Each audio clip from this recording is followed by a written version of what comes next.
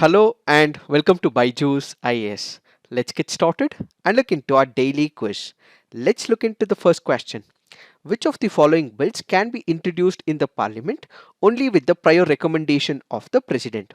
Bills that seek to alter the boundaries of any state under Article 3, Money Bill under Article 117, State Bills which impose restrictions on the freedom of trade under Article 304, bills affecting taxation in which states are interested under 274. Which of the statements are correct? The answer to this is 1, 3 and 4. Why have we taken this practice question? Because this article here makes a mention of the president and the bills introduced in the past few years. Let us try and understand what are these options. When you look into the first statement, it says bills that seek to alter the boundaries of any state that will require the prior consent of the president. Yes, this is the right statement. If we have to change the boundaries of a state, increase the boundary of a state, diminish the boundary of the state, change the name of the state, in all these cases, we require the consent of the president before being introduced in the parliament. So the first statement is right. Now, if you look into the second statement, this statement is partially right and it is partially wrong as well. How? When you look into the first part, yes, money bill will require the prior consent of the president, but this is not under Article 117, but it is under Article 110. Since it comes under Article 110, the second statement is wrong. Now, if you look into the third statement, it says state bills which impose restrictions on the freedom of trade under Article 304, this will also require the permission from the president as well.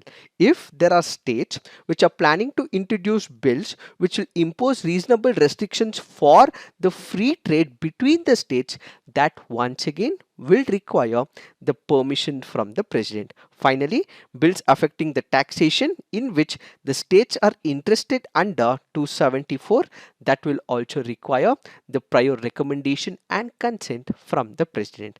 So this means that the answer to this would be 1, 3 and 4.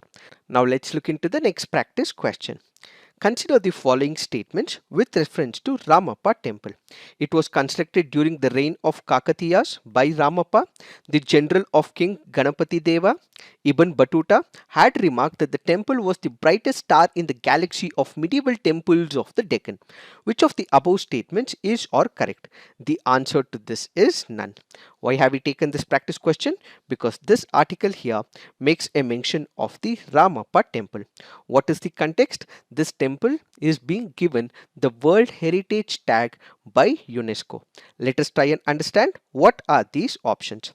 When we look into the first option, it says it was constructed during the reign of Kakatiyas. Yes, it was constructed during the reign of Kakatiyas, but this does not mean the entire statement is right. Why? Because Ramappa was not the general of King Ganapati Deva, but instead he was the sculptor of this marvelous architecture. Since Ramappa was not the general, he was the sculptor to this particular temple, which is why the option is a wrong one. When you look into the second statement, it was not Ibn Battuta, but instead famous Italian merchant and explorer Marco Polo had visited during this period. This temple is currently in the state of Telangana, so this can be very important from the preliminary examination point of view. Where is it located? In the state of Telangana, in Warangal. Also remember, if we are speaking about this particular temple, there is one of the unique features to this. The roof of the temple is built with such type of bricks that they are so light, they can even float on the water as well, and it has also employed one of the technologies called as the sandbox technology. Basically, these are resistant to the earthquakes and other natural calamities, and this temple has some of the intricate carvings as well. So the temple is dedicated to Lord Shiva and is one of the marvelous architectural beauties constructed during the Kakatiya period. The article here makes a mention of the World Heritage Site and its criteria. This has been discussed on 20th of May in the daily quiz video as part of the fact of the day. So please do look into this to understand what is the criteria to accord a particular site as the World Heritage tag. Now let's look into the next practice question. Which of the following statements best describes NASA's Artemis? It is a supersonic parachute that will help NASA missions to land on Mars. It is NASA's program to return astronauts to the lunar surface. It is a telescope specifically designed to detect X-ray emission from very hot regions of the universe. It is a mission that will image regions beyond the sun's outer corona. Which of the statements best describes NASA's Artemis? The answer to this is it is NASA's program to return astronauts to the lunar surface. Why have we taken this practice question? Because this article here makes a mention of Apollo. What is Apollo? Apollo is one of the missions of NASA, which was a project to land the humans on the moon in the 1960s. An updated program to this Apollo mission is what is called as Artemis. So this is one of the missions of NASA where American astronauts will step into the moon's south pole. During this particular mission, it will demonstrate new technologies capabilities, it will establish American leadership in the strategic presence on the moon, and it will also inspire a new generation of people to look at STEM technology. So do remember, this is one of the missions of NASA where it is planning to launch a mission where the astronauts from America will land on the moon. Now let's look into the next practice question. With reference to Quit India movement, which of the following statements are correct? Lord Lintingo was the Viceroy of India during the Quit India movement. The communists did not join the movement. Jatiya Sarkar was formed in Satara during the Quit India movement. Which of the statements are correct? The answer to this is 1 and 2 only. Why have we taken this practice question? Because this article here makes a mention of Quit India movement. Let's try and understand what are these options. When you look into the first option, yes, it is right. It was Lord Lintingo who was the Viceroy of India during the Quit India movement. Yes, the communists did not join the movement. It also included the Muslim League as well as the Hindu Mahasabha as well. And the third option is wrong. That is because Jatiya Sarkar was formed not in Satara but instead it was in Tamluk in West Bengal. What is this Jatiya Sarkar? During the Quit India movement, Gandhiji gave a call of do or die. During the same period, many of the major leaders across the national parties were all arrested and they were put behind bars as well. In order to ensure that there is continuity of the Quit India movement, they wanted to make sure that these Britishers who were ruling India were thrown out of the country. They established what is called as the parallel government. So what is this parallel government? They were not listening to the calls of the British, but instead they started running their own government. That is what is called as the parallel government. So the parallel governments were established in multiple parts in different parts of the country. One of the parallel governments that was established in Tamluk is called as the Jatiya Sarkar in West Bengal. Basically, these are nothing but the independent parallel governments which were established, and in Tamluk it was called as Jatiya Sarkar. But when it comes to Satara, it was not called as Jatiya Sarkar, but instead it was called as Prati Sarkar. Now let's look into the next practice question. The acidification of oceans is increasing. Why is this phenomena a cause of concern? The growth and survival of calcareous phytoplankton will be adversely affected. The growth and survival of coral reefs will be adversely affected. The survival of some animals that have phytoplankton larvae will be adversely affected.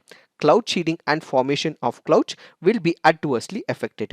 Which of the statements given above is or correct? The answer to this is 1, 2 and 3.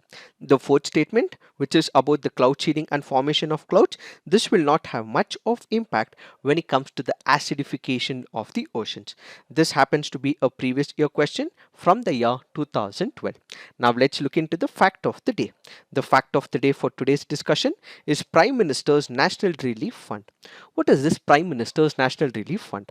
One of the disastrous things that ever happened in the history of India was torn into India and Pakistan. During this grave period, during the period of grief, you had people from India who were migrating to Pakistan and people who were migrating from Pakistan to India. So all those people who migrated from Pakistan to India had to be accorded land, they had to be provided shelter, they had to be protected because they left Pakistan and came empty-handed to India to have their future course of their lives. So during this particular period, back then, the Indian Prime Minister Jawaharlal Nehru requested the people of India to provide voluntary contributions. So the voluntary contributions that was requested by the Prime Minister back then, and these voluntary contributions were given in one of the funds called as the Prime Minister's National Relief Fund. So the establishment happened during the 1948 after the request made by the Prime Minister. And now if people are making voluntary contributions to the Prime Minister's National Relief Fund, such funds will be utilized for the relief of families that have been hit by the natural calamities. Let's say people have lost their dear ones due to the floods, or it might be due to the cyclones, or it might be due to the earthquakes, and the victims of major accidents and riots will all be supported under the Prime Minister's National Relief Fund. As the name denotes, it is headed by the Prime Minister, so the funds will be entirely from the voluntary contributions, and this will not have any type of budgetary support. So kindly remember, this will not get any budgetary support. All the voluntary contributions made by the people of India will go to this particular fund, and the disposal happens to the people who are impacted by all these calamities. Will people get any tax exemption if they have made contributions? Yes. If people have made contributions to this fund, they will also get income tax exemption under section 80 of G. It is this that we have to understand in reference to this topic. So this is it for today. Thank you for watching. All the best.